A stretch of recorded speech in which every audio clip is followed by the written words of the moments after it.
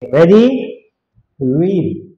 So David waxed greater and greater, for the Lord of hosts was with him. Our dear and great God, we thank you for this camp. We thank you for all the messages. But most of all, Lord, we thank you for your word, for which we can, that is our focus, and for growth for this camp. Help us to grow as Christians. In Jesus' name, amen. Napag-usapan na po natin yung usbong. Amen? Ano yung sunod sa usbong?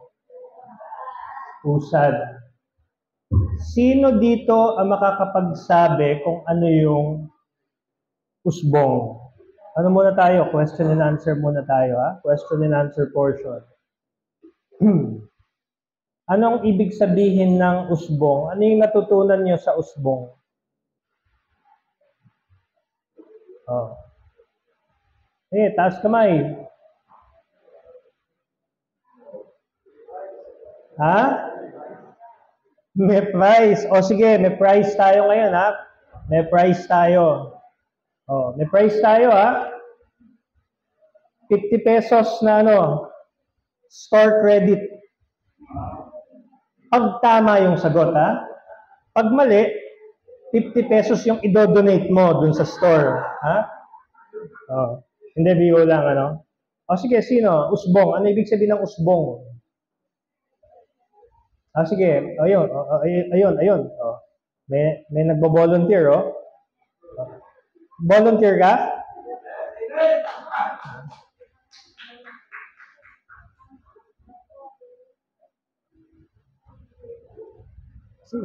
Explain mo sa kanila, dali. Usbong. Oh. Preach, dali. Ito na yung outline, no? Ayun ba?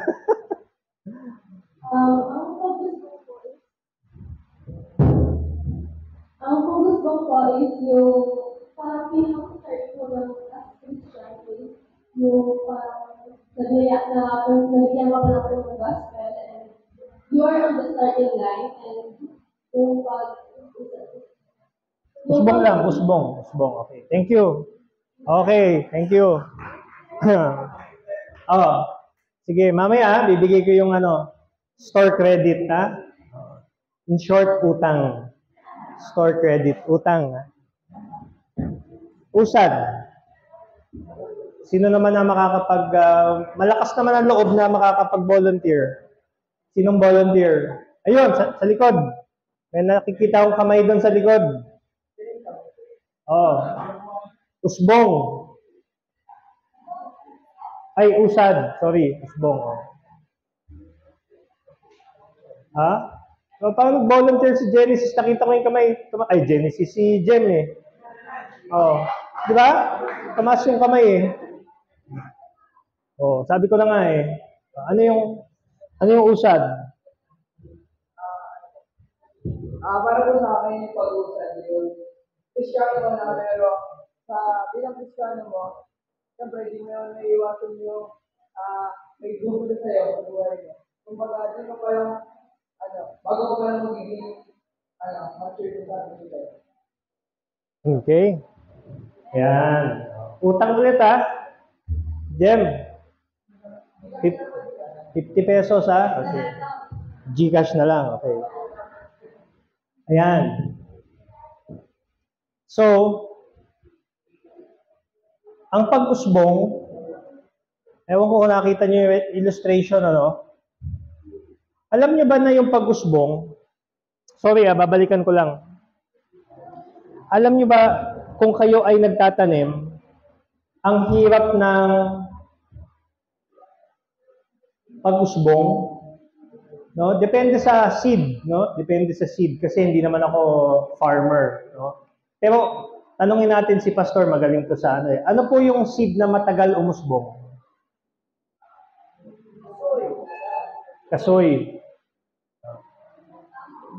Yung matagal wala sa bago bago magpakita ng sign na buhay siya, mga 3 months. Yan, o, di ba? So, yan yon, no? Yung usbong. Yung usad, pag nakita mo na, lumalaki na, unti-unting lumalaki, no? Yung roots niya, gumagapang ng konti sa loob, di mo nakikita. Pero yung unlad, dito mo makikita talaga na lumalago na. Amen? Mga taga Laguna, amen? Ayan. Kaya si David, kung titingnan natin yung verse natin ngayong umaga sa 1 Chronicles chapter 11, ang sabi po dito sa verse 9, so David waxed greater.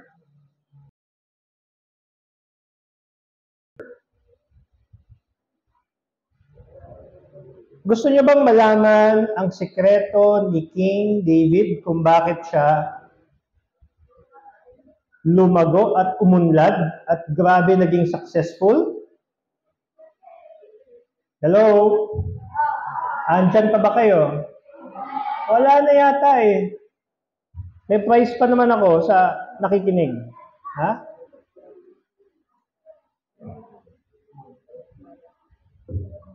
Si David po, ay, kilala niyo ba si David? Ano siya?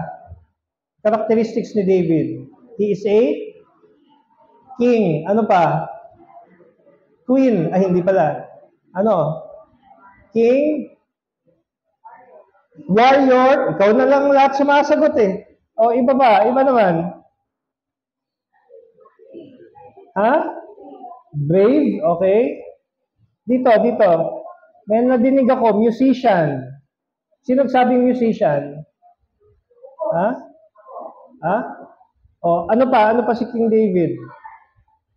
General, okay? Ang dami niyang traits, tama? Pero ngayon, meron tayong 3 bagay na pag-aaralan kung bakit umunlad si David. Alam niyo bang hindi naman mayaman si David? Alam niyo bang kung ano yung trabaho niya, which is hindi niyo nabanggit? Nung siya ay na-discover, no? Nung siya ay tinawag ng Diyos, he was just the least of his father's house. Amen?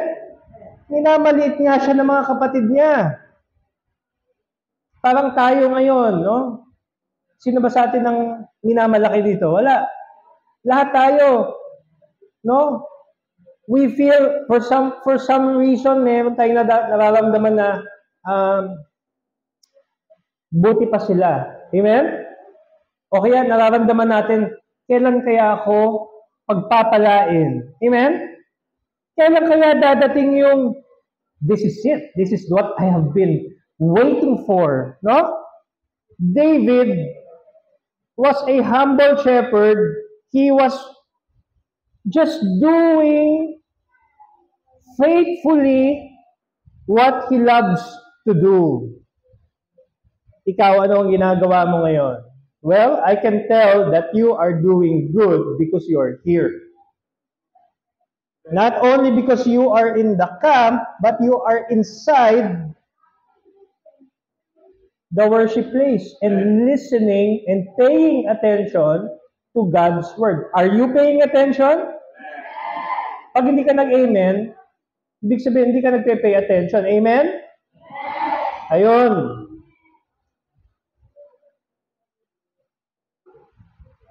Ang una na sikreto, ito sikreto to kaya hindi ko masyadong lalakasan, para yung nagpe-pay attention lang, yun lang talaga yung makakakuha. Kasi sabi ng Bible, huwag mong ibato ang iyong mga precious pearls sa mga aso.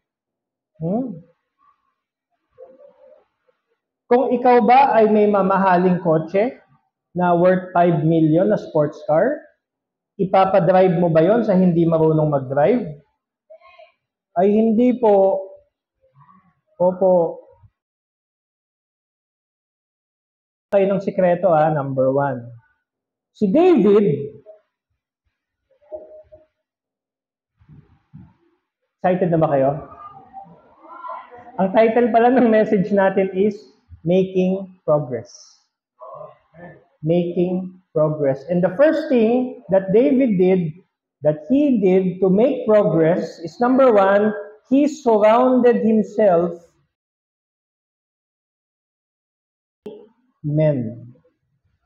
He surrounded himself with mighty men. Alam nyo tayo, pinag-aaralan natin tong team na to, no? Rooted and built up. Pinag-aaralan natin yung pag-usbong, pag-usad, pag-unlad. Ngunit alam nyo ba, wala lahat yan kung wala ang Hindi po. Practical tayo. Lupa. Amen? Ano ka kung walang lupa? Ano yung halaman pag walang lupa? May mangyari ba? Wala. Kaya, mahalaga po, yung nakapalibot sa'yo. Amen? David, pinalibutan niya ang sarili niya ng mga magagaling na mga kalalakihan.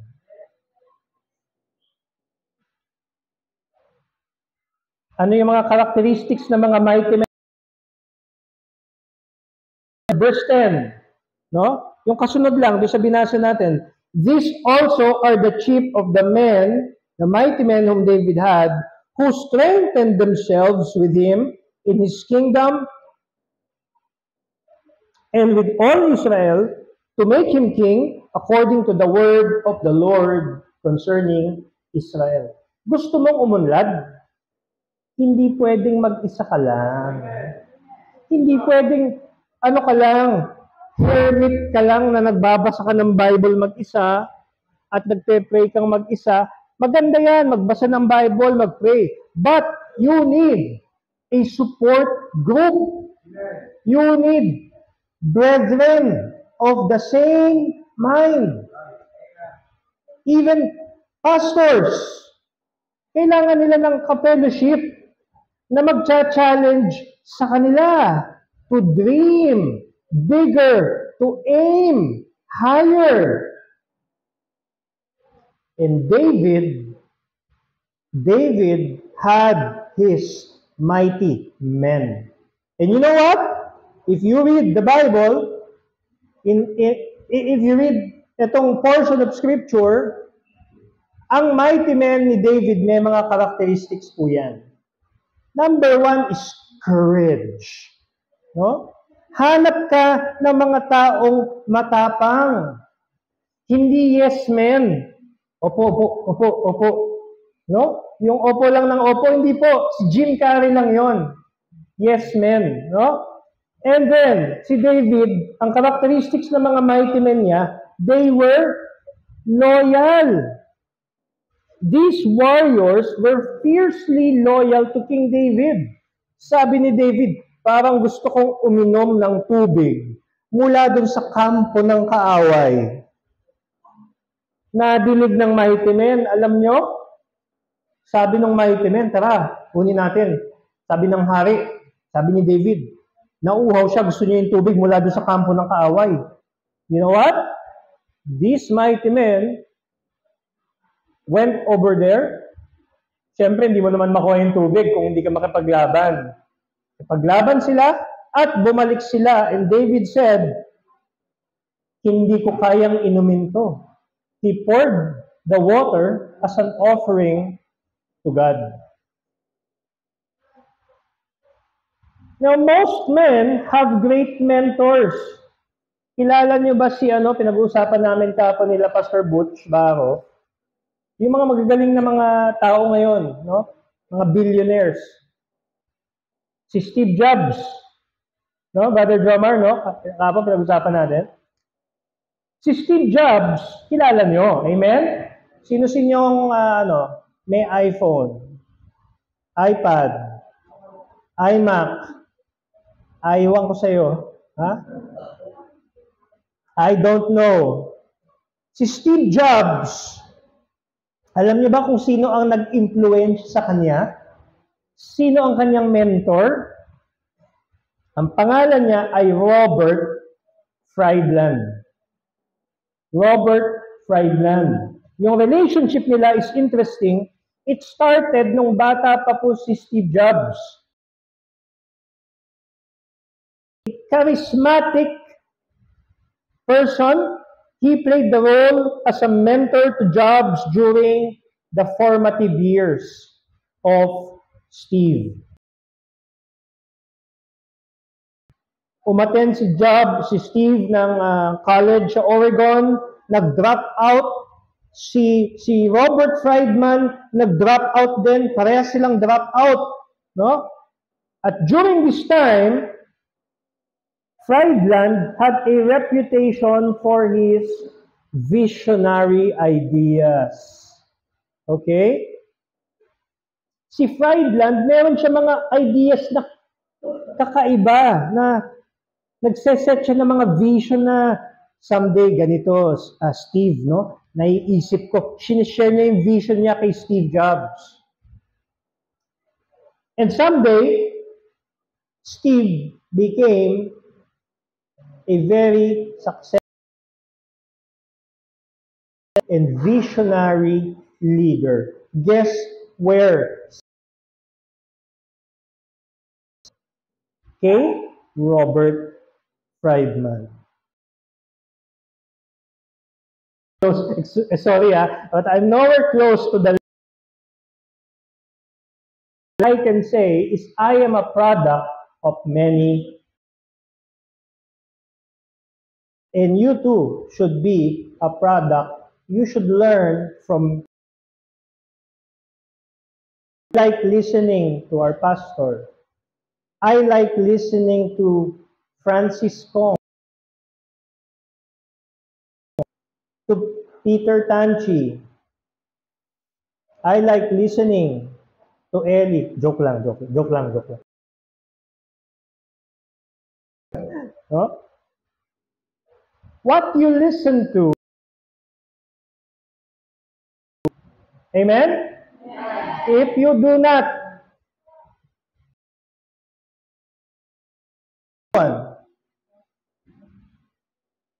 that's gonna be a problem. Number 2, well,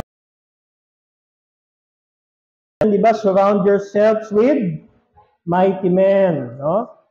David surrounded himself with his life. Number 2, most men have great mentors. Be a wide reader. Amen? Bakit? Quotation, show me the books of the man far better than true mortal friends. Anong ibig sabihin? Kung anong binabasa mo, kind of person you are. Pagpasok ba sa bahay mo, anong makikita sa bookshelf mo? Di ba? Pagtingin ng cellphone mo, ano makikita dyan? Panaywan. Pagtingin sa ano mo, collection mo, ano kinokolekta mo? Di ba? Book, save. Oh?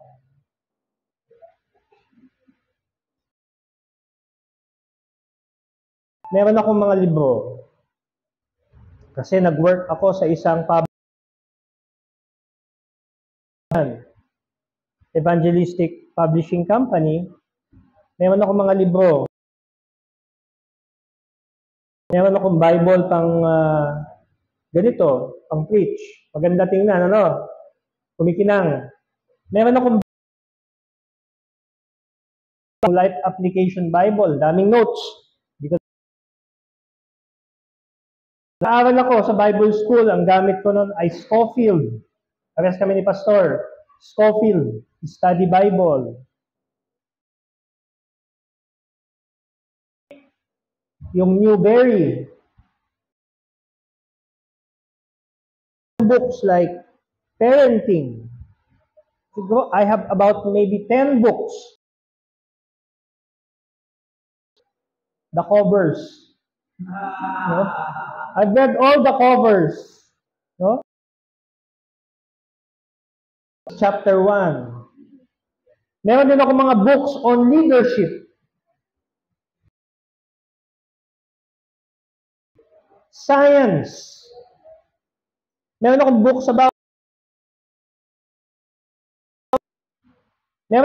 about skepticism, logic.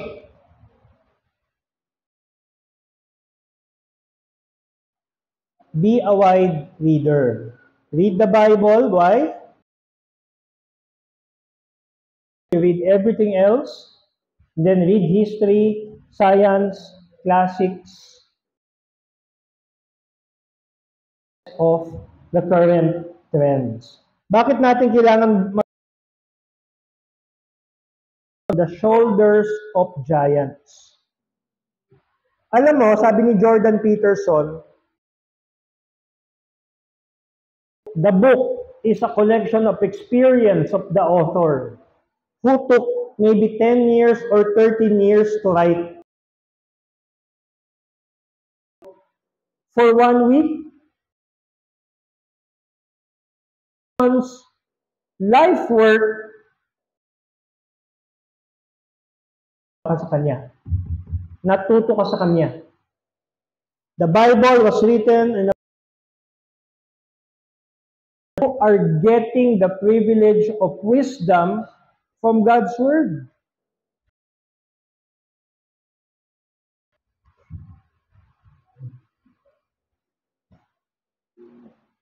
Ngayon, bakit ang mga tao hindi nagbabasa? Tukpo kami. No? Kaya kailangan, pag magbabasa ka, i-condition mo yung katawan mo. Hindi yung babasahin mo is medyo challenging. Halimbawa, nung isang araw, Bible reading ko. Tinignan ko sa aking Bible reading plan, 1 to 9. Ito na naman po tayo. Pagtingin ko, panay pangalan pala. Ay, madali. No? Panay pangalan lang. Ito yung ni David, yung lineage ni David. Ito yung kay ganyan. Mabilis lang. Mabilis lang. No? Habit of reading. Gusto mong lumago? Gusto mo talagang umunlad? Magbasa ka. No? Magbasa ka. Pag ikaw ay wide reader, kahit sinong meron akong brother-in-law na pag nag-uusap kami, updated siya, pero may edad na siya. Nasa 60 na siya, no? 60 na. Pero pag nag-usap kami, tatanungin ako na, are you aware of AI, ChatGPT? Kakalabas lang ng ChatGPT no, kinausap ako tungkol sa chat. Usap kami. Alam mo kung ng Bitcoin, yung crypto. Meron akong dyan. Maganda dyan. Bumili ka ng habang mababa pa ngayon, bear market. Doon sa mga meme coin, kako. Yung mga Shiba Inu, mga Dogecoin, ingat. Bakit? Ba't ko siya nasasagot? Kasi, read. I like to read widely. No? Sabi po dito, where no counsel fall, but in the multitude of counselors, there. Yung mga binabasa natin, especially yung Bible natin,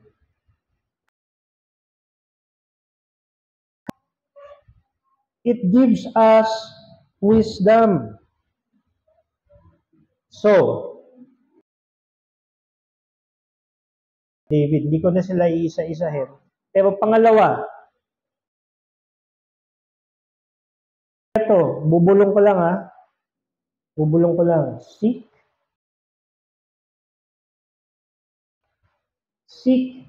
counsel from God. Magaling. Bakit? Sinurround.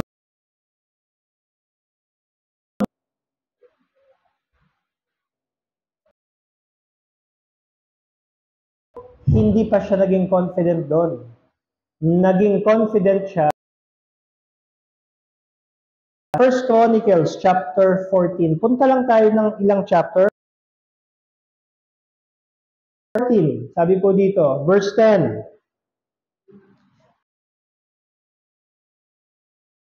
Saying, shall I go up against the Philistines? Deliver them into mine hand. And the Lord said unto him, into thine hand. You know, David, madami siyang mga magagaling impulsive. From God. Kasi tayo, pag magaling na tayo,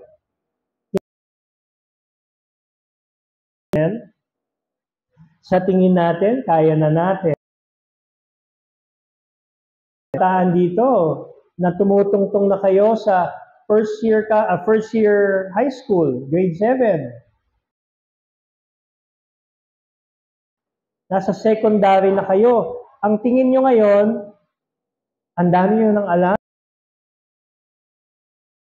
Sa college, sasabihin nyo din, oh, you start going out on your own. Trabaho ka na, sasabihin mo ngayon, ilang porsyento ng iyong gamit mo sa aktual na pagtatrabaho mo? May negosyo. Kapag may negosyo, hindi,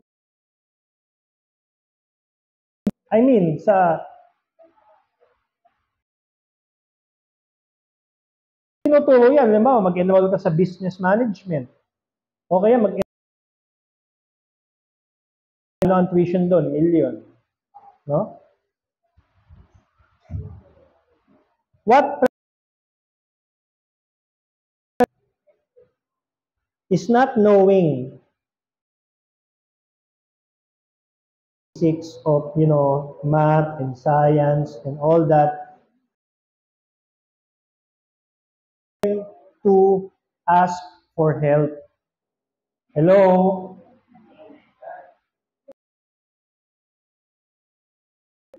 Gusto nila, sila lang. Ako lang to, I'm a self-made. But, gaya nga ng sabi ko kanina, kailangan mo ng lupa. Amen? Para ikaw ay lumago, kailangan mo ng ibang tao. If you want to go farther, you need others. If you want to go fast, you can go alone. But, hanggang dyan ka lang. Kasi ang gasolina mo nauubos. Pero kung madami kayo, malayong mararating nyo. Seek counsel from God. Now, under that,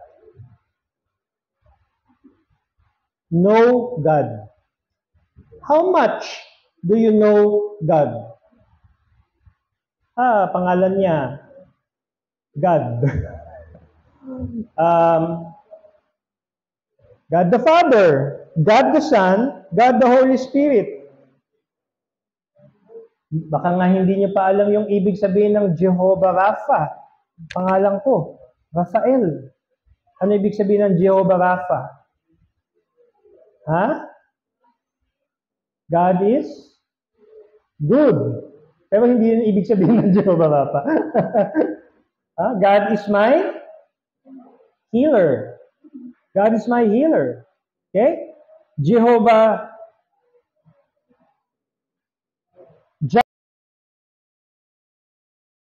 Jireh. Jehovah Chidkenu. Baka kailangan na natin si Pastor Jan. Chidkenu. Ha? But we have to know God, not only His titles and His names, but also how He works. Bakit yung God of the Old Testament at pinatay yung mga bata?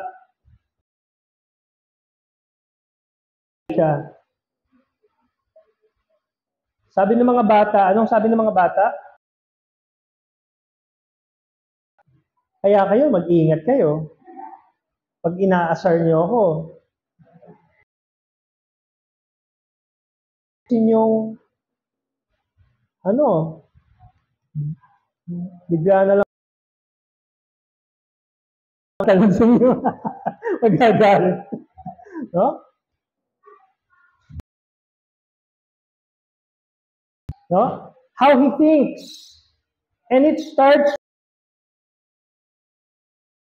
personally. Nag-pray ka. Nag-pray ka. Iba naman ang pinray mo. Sinagot ka. Ganun pala ang Diyos. Kapag nag-pray ako, according to His will, He heareth us. Kapag yung prayer ko pala naka-align sa gusto niya, nakikinig pala siya. Natututo ka na ngayon. Ba? Nakikilala mo na ang Diyos.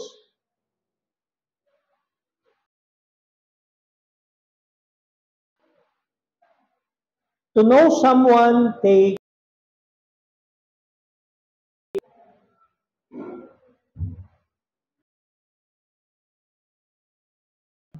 friends. Since 1997, 1998, sa kanya ako natuto kumain ng kinilaw na bangus. At lahat ng mga sari-saring maaanghang na kainin, siya kaming kilawin session sa church every Monday kasama yung mga pastor. Yung nasa heaven na po. Si Pastor Reddit, si Pastor Joel, nasa lahat.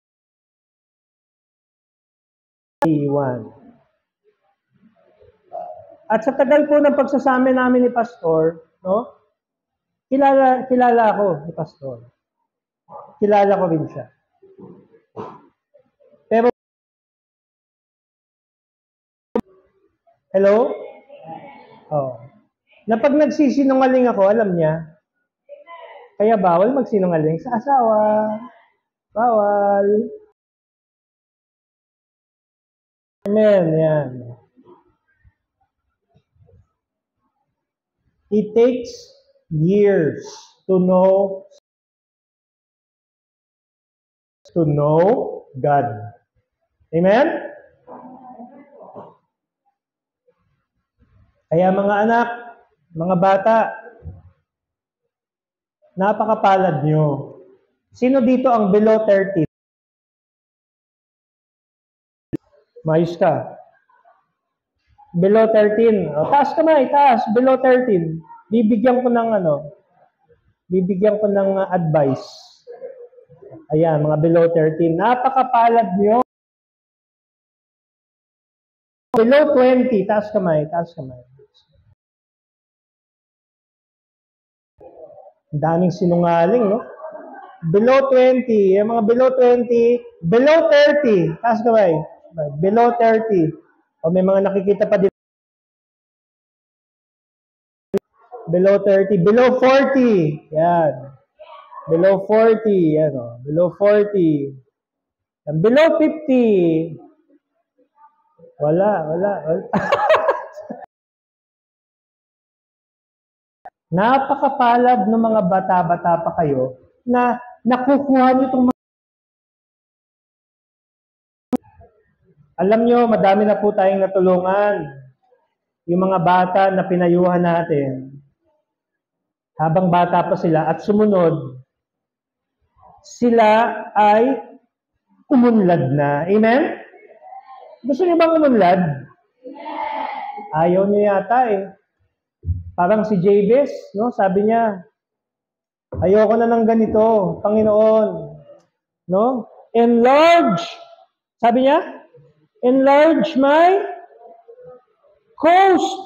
Sabi niya, gigising ako, matutulog ako kinabukasan, it's the same thing. Baka naman gusto niyo ng umunlad. Amen? Gusto niyo ng pagpalain kayo ng Panginoon. Well, eto na po ang sikreto. Number 1, seek. Number 2, seek counsel from God. Know God. For every decision, seek His guidance. Si David po, no? Hindi tayo lalayo kay David. In times of uncertainty, David sought kung ano mangyayari. Hindi mo alam kung anong next. Hindi mo alam ang gagawin mo. God knows. 4. Sabi po dito, and David inquired of the Lord, saying, shall I go? Is my said unto David, go and smite the Philistines and save Keilah. Si David, ito mga mighty men ni David, marunong silang, sabi ko nga, hindi sila yes men. Sabi nila, behold, we be afraid in Judah. Nandito na nga tayo sa home. Much more than if we come to Keilah against the armies of the Philistines. But you know what? David inquired of the Lord yet again, and the Lord answered him and said, arise, go down to Keilah, for I will deliver the Philistines into thine hand. David sought counsel from God.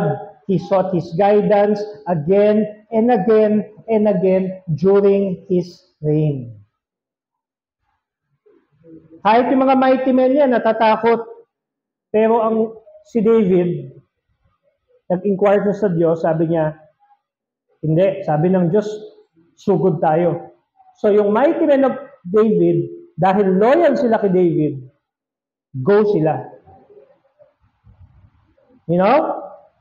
Despite the concerns of his men, David trusted in the Lord's response and led his men to deliver Keilah from the Philistine threat. Kaya minsan tayo hindi natin nakikita eh. Yung nakikita ng pastor natin.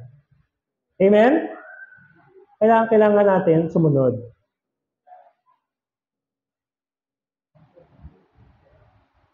Pangatlo, set goals for progress.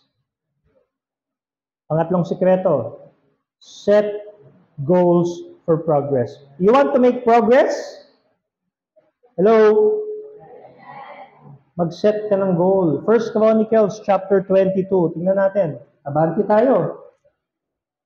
1 Chronicles 22, verse 5. Sabi dito, and David said, Solomon, my son, is young and tender, and the house that is to be builded for the Lord must be exceeding magnificent, of fame, of glory throughout all countries. I will, therefore, now make. What is this? What is David doing here? He is planning. He is setting down the plans. For him, nope. Hindi po si David ang magbibuild ng temple. nag-prepare ng plano? Si David. David cannot build the temple because his hands are bloody. But Solomon is the one who will build the temple. But David, nagplano siya. Ang tanong, mga kapatid, anong plano mo? Hello? After ng camp, anong plano mo sa iyong paglago, sa iyong pag-unlad? May plano ka bang umunlad? Or babalik ka lang sa dati mong gawi?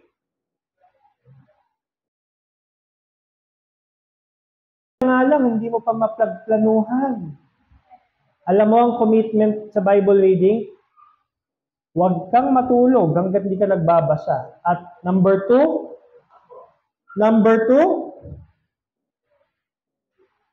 second rule, do not skip a day.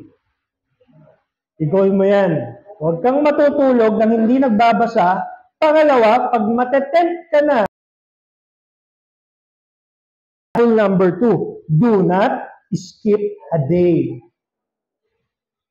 Pag ginawa mo yan, ang daming X. Ibig sabihin,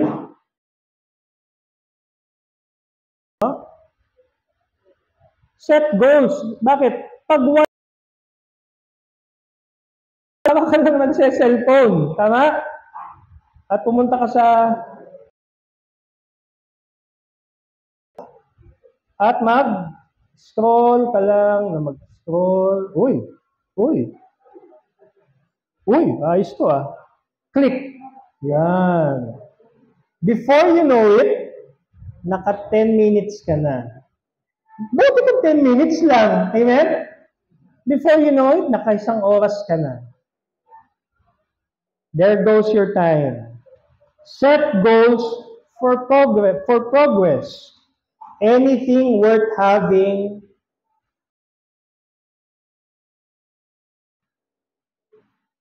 preparing for. Gusto mong bumiling kotse? Pwede ba yun? Nakabili ka na? Pwede ba yun?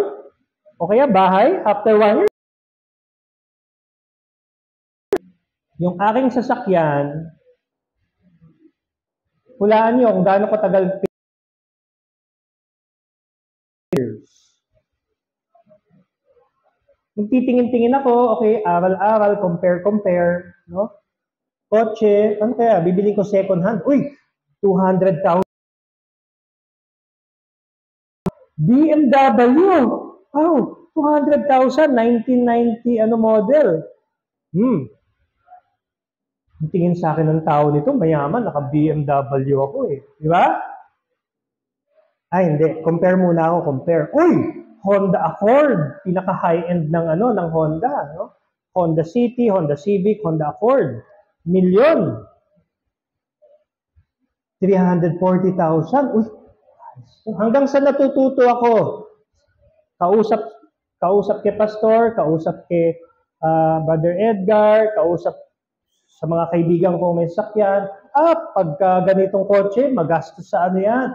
Yung resale value ng Ford, maganda yan. Mazda, maganda din, resale value. Pero ang Toyota, matibay yan. At saka madaming parts. Tapos, ano kaya? Brand new kaya o second hand? Natuto ka. At the same time, nag-ipon. Yung mga kasabayan ko, bumibili na mga kotse. Amen? Gaganda, mga kotse binibili nila, Wow. Wala, ako nag-Uber pa din. No? That time, may Uber pa. Bumili pa nga ako ng skateboard, eh.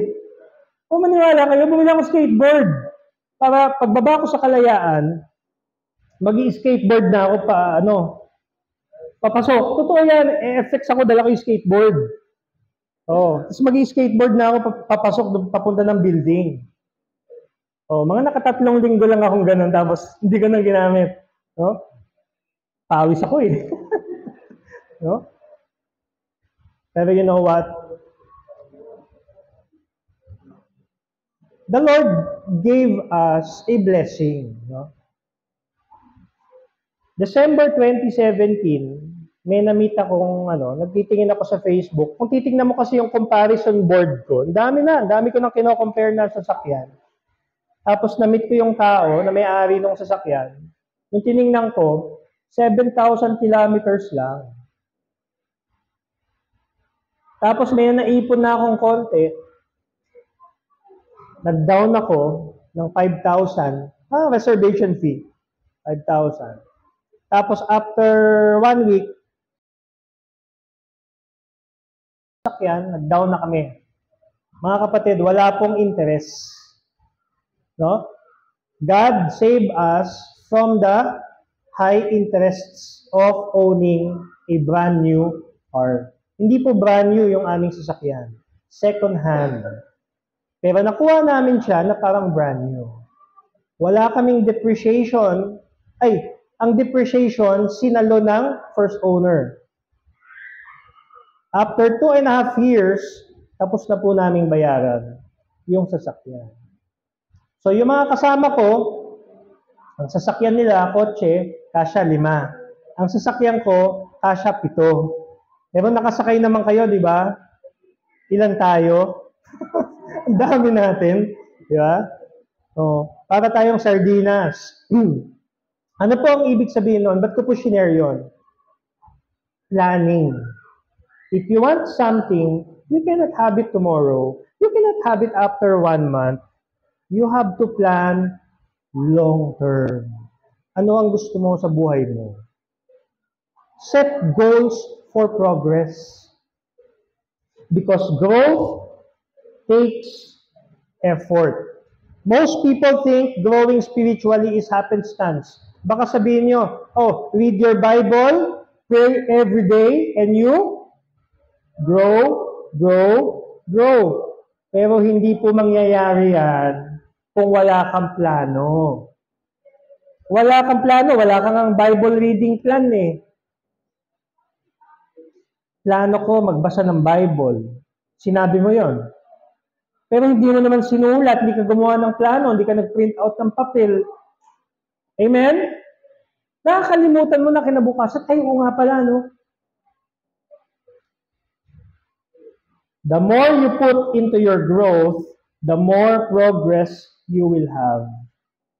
Alam niyo po yung mga atleta, small wins, small tweaking sa kanilang performance means a lot. Hello? Hindi ka kakain ng basta-basta mga pagkain. Donut. Amen? Donut. Kanin na madami.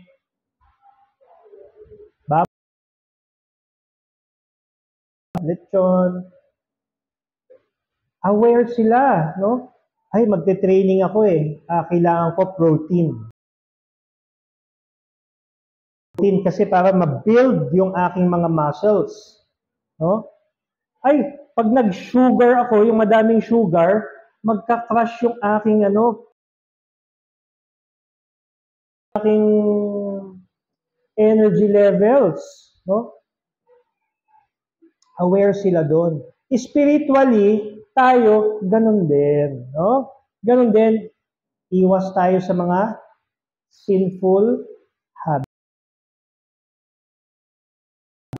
Because, ito po ay part ng ating. Let's compare several people, Merong isang lalaki, sabi niya, Lord, help me grow. Pangalawa, sabi niya, Lord, help me ng Bible reading plan.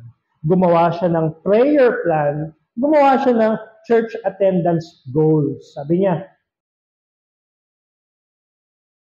mag-a-attend ako ng church Sunday afternoon, prayer meeting. Yan. Pangatlong tao, sabi niya, Lord, help me grow. Ginawa niya lahat ng ginawa ni number 2. Tapos, he made sure na merong someone who will hold him accountable to grow. Sino sa tingin nyo ang mas mag-grow sa tatlo? Ha? Bakit? Kasi madami siya dun sa kanyang goal. Before you can achieve something, you have to plan for it. Ako, ang goal ko, ang aking cardiovascular endurance. Ano ibig sabihin nun? Ibig sabihin nun, goal ko makatakbo ng 5 kilometers nang hindi humihinto. Goal ko, naabot ko, is makatakbo ng 1 kilometer nang hindi humihinto. Nagawa ko na yon. So yung next goal, nang hindi humihinto. Gaano katagal po yun? Depende. No? Yung 1 kilometer, mga kung tumakbo ako dito sa Bridgetown, 1 kilometer lang, 6.5 minutes. Yan. Pwede meters, agad-agad. Sign up ka ngayon, bukas, takbo ka na. Pwede yon.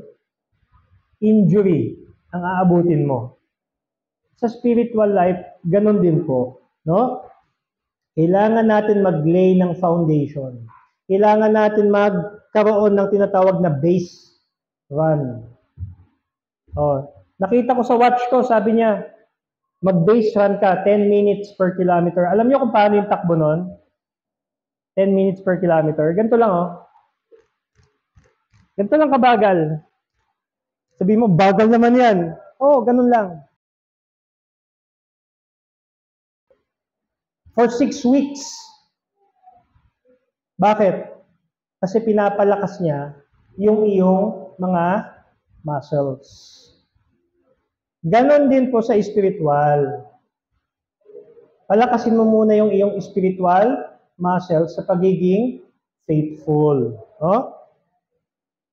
Set goals for progress. Think long term. Lastly, aim high. Bakit?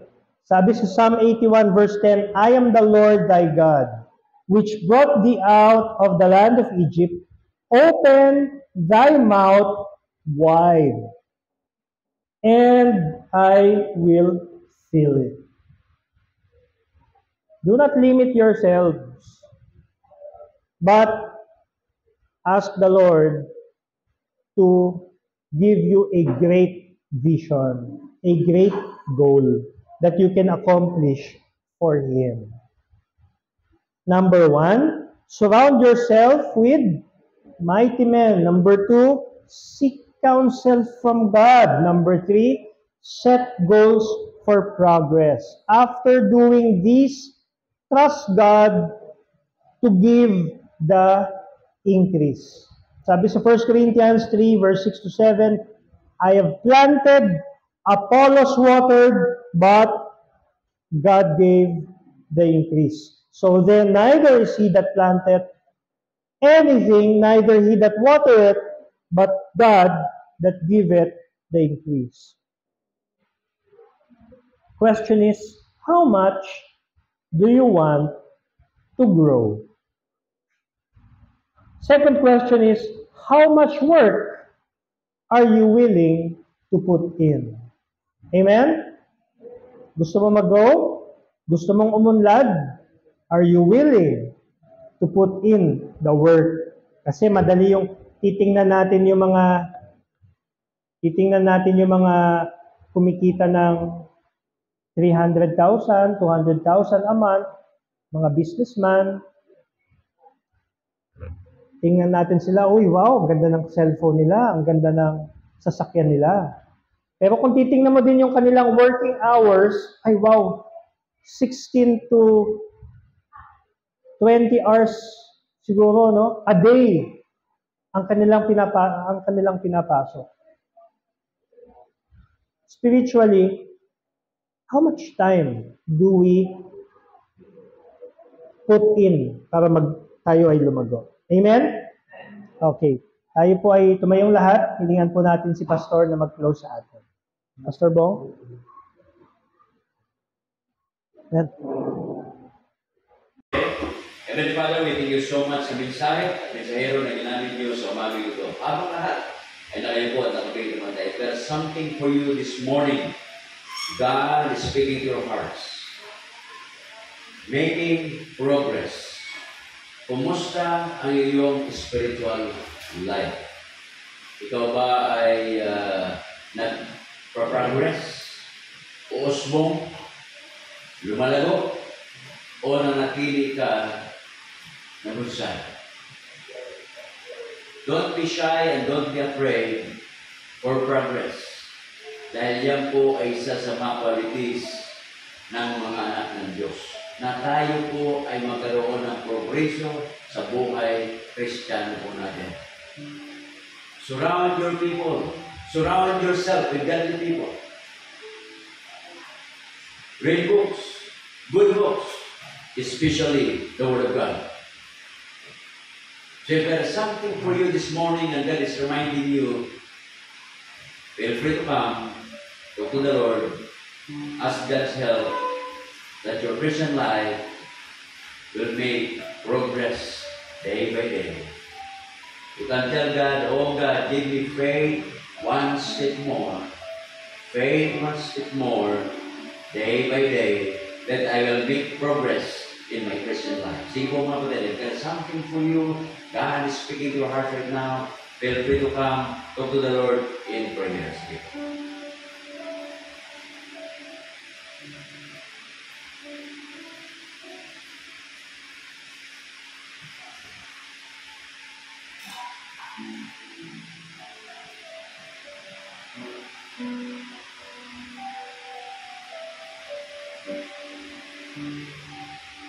Heavenly Father, we thank you so much sa insight ng Siyero na ginamit niyo sa umagang ito. I pray, dear Father, na kayo po patuloy na kumilos sa bawat isa sa amin at harinawa ay pagpalain niyo ang bawat isa sa amin, bigyan mo kami ng kalakasan sa pisikal ng mga katawan.